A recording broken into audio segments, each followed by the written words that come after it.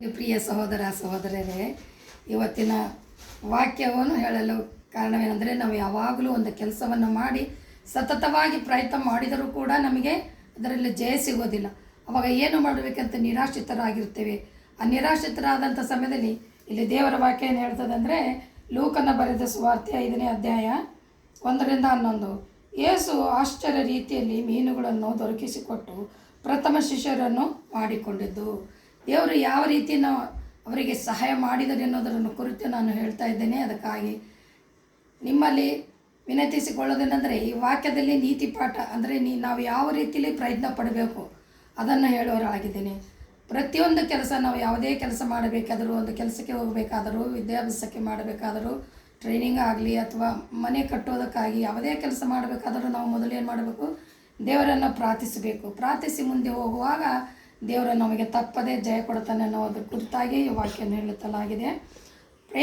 ಪ್ರೇತ್ರ ಯೋಹನರು ಮೀನು ಹಿಡಿಯಲು ಹೋಗುತ್ತಾರೆ, ಆದರೆ ರಾತ್ರಿ ಎಲ್ಲ ಪ್ರಯತ್ನ ಪಟ್ಟಿರ್ತಾರೆ, ಆದರೆ ಅವರಿಗೆ ಒಂದು ಮೀನು ಕೂಡ ಸಿಗುವುದಿಲ್ಲ.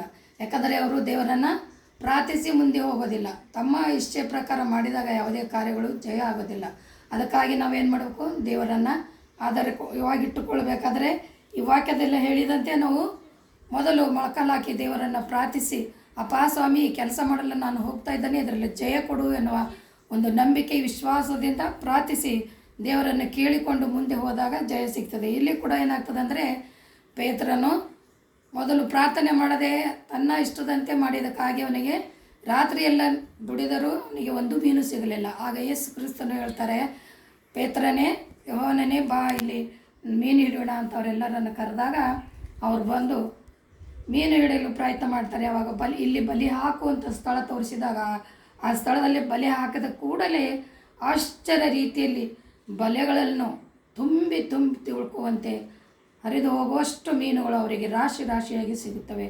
ಆಗ ಅವರಿಗೆ ತುಂಬ ಆಶ್ಚರ್ಯವಾಗಿ ಸೀಮೋನನು ಏನು ಹೇಳ್ತಾನೆ, ಅಪ್ಪ ಸ್ವಾಮಿ, ನಾನು ಪಾಪಾತ್ಮನು, ನನ್ನನ್ನು ಕ್ಷಮಿಸು, ಯಾಕಂದರೆ ನಿನ್ನನ್ನು ಬಿಟ್ಟು ನಾನು ದೂರ ಹೋಗಿದ್ದೇನೆ.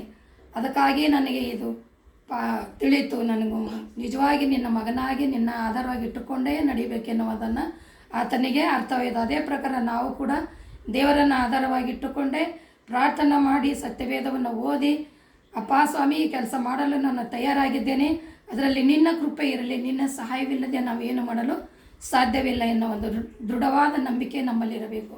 ಅದಕ್ಕಾಗಿ ಈ ವಾಕ್ಯದಲ್ಲಿ ಕೂಡ ಹೇಳಿದಂತೆ ನಾವು ಕೂಡ ದೇವರನ್ನು ಆಧಾರವಾಗಿಟ್ಟುಕೊಂಡು ಮುಂದೆ ಕೆಲಸ ಮಾಡಿದಾಗ ದೇವರು ತಪ್ಪದೆ ನಮಗೆ ಸಹಾಯ ಮಾಡ್ತಾರೆ.